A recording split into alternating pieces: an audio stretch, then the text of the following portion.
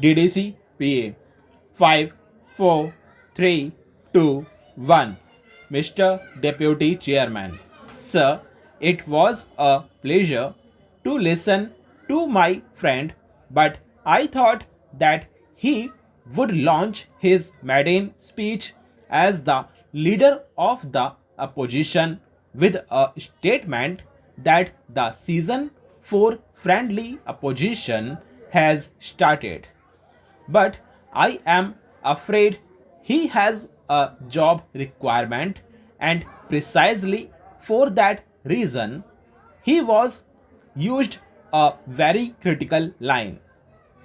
He has said towards the end that he was impressed by the finance minister's speech, but he was disappointed after reading it. My submission is, if he reflects deeply and dispassionately, he will again go back to his initial reaction. He will remain impressed, perhaps more impressed than what he thinks he should have been. I think it is unfair to say that the diagnosis is partition, and also unfair to say that remedy is going to be worse than the disease. Now I submit for the consideration of the honorable leader of the opposition that history always does not solve the problems of tomorrow or today. His basic trust has been that there is a problem. The country is facing crisis, an economic crisis, fiscal crisis, the foreign exchange crisis. It is good to confess that we have a problem.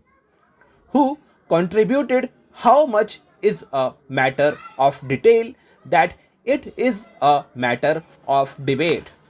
But can you escape the responsibility that this also contributed in a large measure, and contributed in an irresponsible manner at a time when the economy was most vulnerable?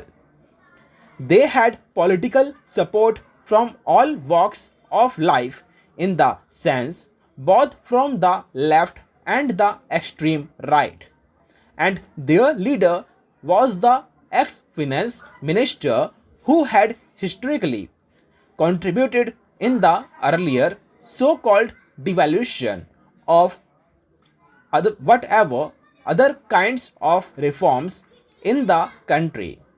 So, who is preaching? The devil quoting scriptures, something which we are not used to.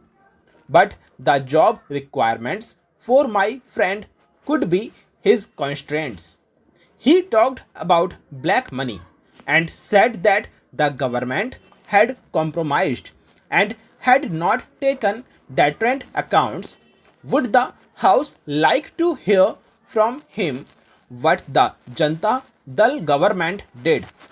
Did it do anything to recover even more rupee of black money?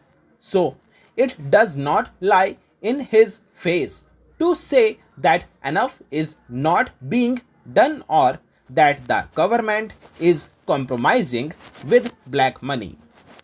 The government is making all efforts to create job opportunities.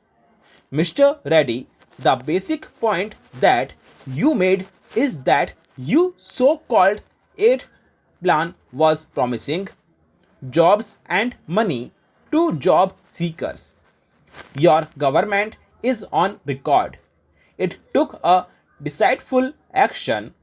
In the election manifesto, you have said that the right to work would be a constitutional right. What steps did you take to convert that promise into reality? How many extra jobs were created? So it was not only a political rhetoric, but it was a concrete dishonesty. Look at what you promised in the election manifesto and what was there in the president's speech? What followed after the president's speech is systematic running after from the election promises.